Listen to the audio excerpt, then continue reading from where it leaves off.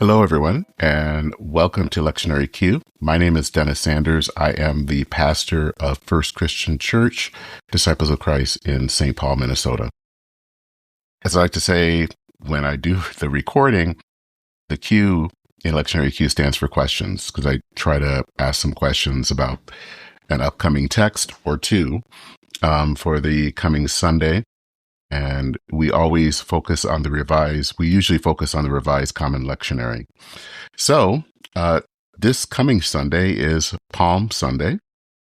In some churches, it's also called Sunday of the Passion. As we prepare, it's kind of for people who are used to it, a Sunday we kind of talk about the wonders of Jesus coming into Jerusalem.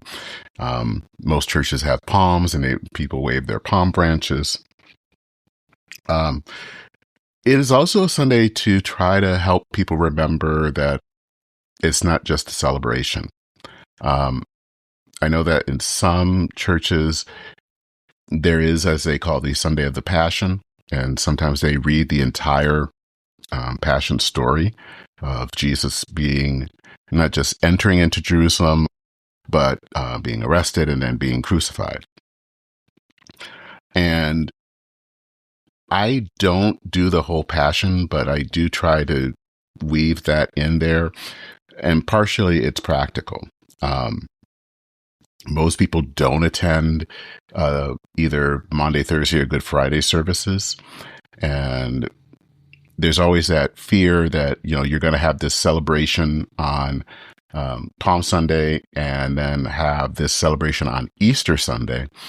And we're not going to talk about all the kind of the arrest and the crucifixion and death that are important, I would say crucial to understanding the story of Jesus.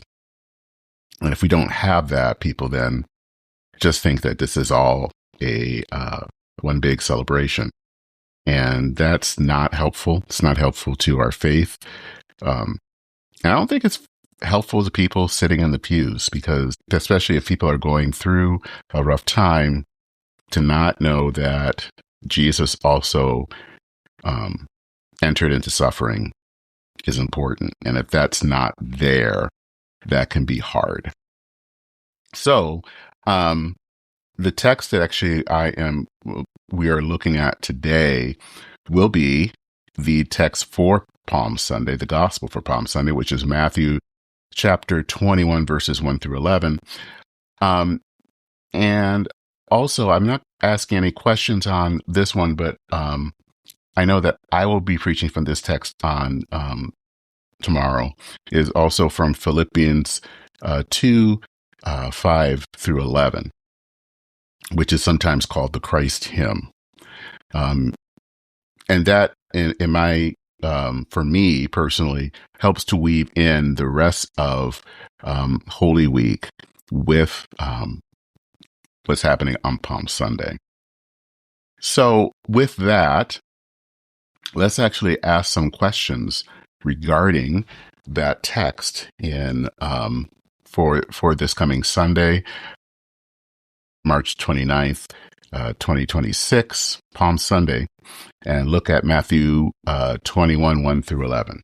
And here are the questions. The first question is about getting the donkey. All right. What is the significance of Jesus sending the two disciples to fetch the donkey?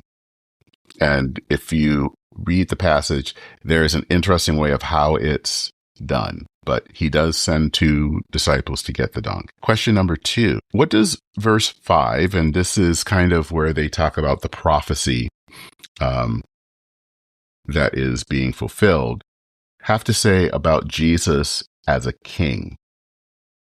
And how is this king different from other kings? Question number 3, the words Hosanna means save us. How does Jesus save the people in the crowd? And what kind of salvation do you think that the crowd was expecting? And question number 4, verse 10 says that the city was in turmoil.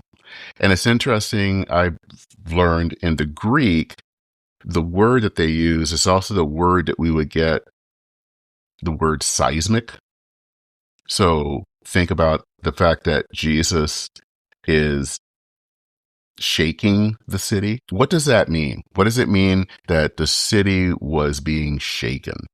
And what does it mean that Jesus was causing things to be shaken? Okay, so those are the questions for the Palm Sunday text.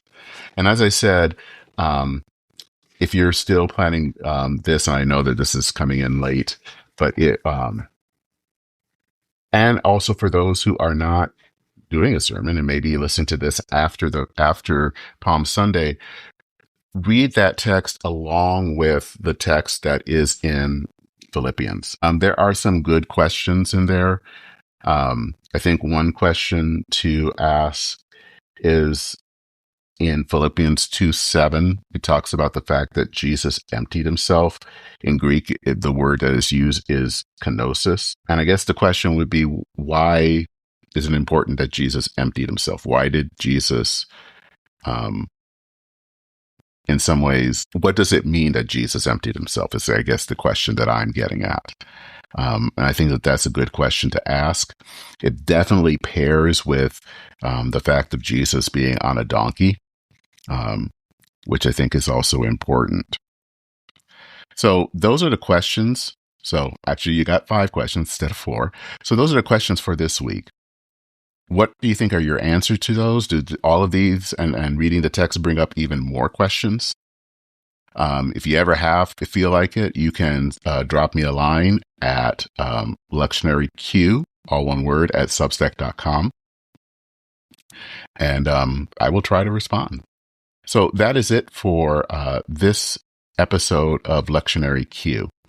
I'm Dennis Sanders. I'm your host.